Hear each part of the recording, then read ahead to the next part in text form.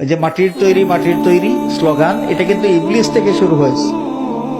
অনেক মানুষ বর্তমানে বলে না যে নবী মাটির তৈরি, নবী মাটির তৈরি, নবীর মাটির তৈরি, মুখে ফেনা চলতেছে এই বক্তব্য দিয়া। আরে বাবারে, নবী মাটির তৈরি না হীরার তৈরি, তোমার তো এই কথা চিন্তা না করলেও চলে।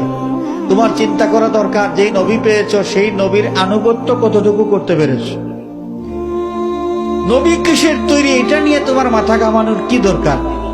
আর মাটির তৈরি তো একজন, তিনি হচ্ছেন বাবা আদম আলাইহিস সালাতু ওয়াস সালাম।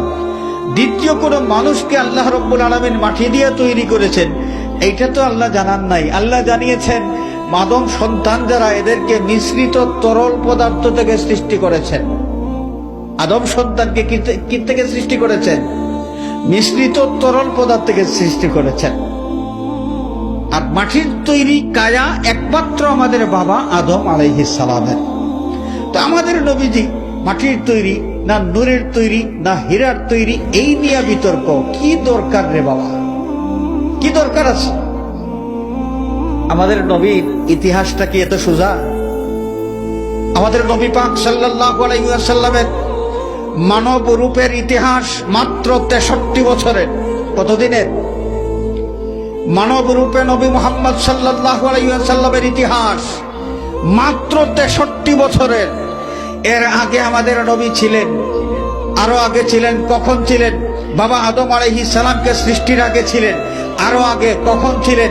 যখন আরশ ছিল না, কুরসি ছিল না, লৌহ ছিল না, কলম ছিল না, জান্নাত ছিল না, জাহান্নাম ছিল না, আসমান ছিল না, জমিন ছিল না, সৃষ্টি কোণের মধ্যে কোনো কিছুর অস্তিত্ব ছিল না। একমাত্র সৃষ্টিকর্তার অস্তিত্ব ছিল। আল্লাহ পাক সর্বপ্রথম যাকে সৃষ্টি করলেন তিনি হচ্ছেন হকিকতে মুহাম্মাদী, জাতে মুহাম্মাদী সাল্লাল্লাহু আলাইহি ওয়াসাল্লাম, এবং তিনি ছিলেন নূর। কি ছিলেন? নূর। সে নূর হয়ে আস্তে আস্তে হযরতে আব্দুল্লাহ রাদিয়াল্লাহু আনহু, আব্দুল্লাহর কপাল মোবারক থেকে সেই নূর আমেনার মধ্যে, এবং সেই আমেনার গর্ভের মধ্যে জসদে মুহাম্মাদী মানব রূপের এই কায়া সৃষ্টি করার পর ওই কায়া দিয়া নূরে মুহাম্মাদী, জাতে মুহাম্মাদী, হাকিকতে মুহাম্মাদী সাল্লাল্লাহু আলাইহি ওয়াসাল্লামকে কাভারিং করে আল্লাহ রাব্বুল আলামিন পৃথিবীতে পাঠিয়েছেন। আল্লাহ নবী মানব রূপে পৃথিবীতে শুভাগমন করলেন। এই হচ্ছে আমাদের নবীজির দ্বিতীয় পর্বের ইতিহাস। মাত্র 63 বছরের এই ইতিহাসের দিকে তাকাইয়া বলবা যে নবী মাটির তৈরি, বিবেকটা কোন জায়গায় আছে? বিবেকটা কোন জায়গায়?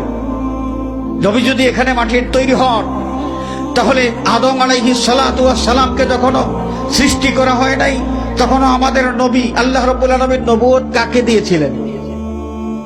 আমাদের আল্লাহ পাক যে নবুয়তটা দান করলেন, নবীজি বললেন কুনতু নাবিয়্যান ওয়া আদামু বাইনাল মা'i ওয়াত তিন।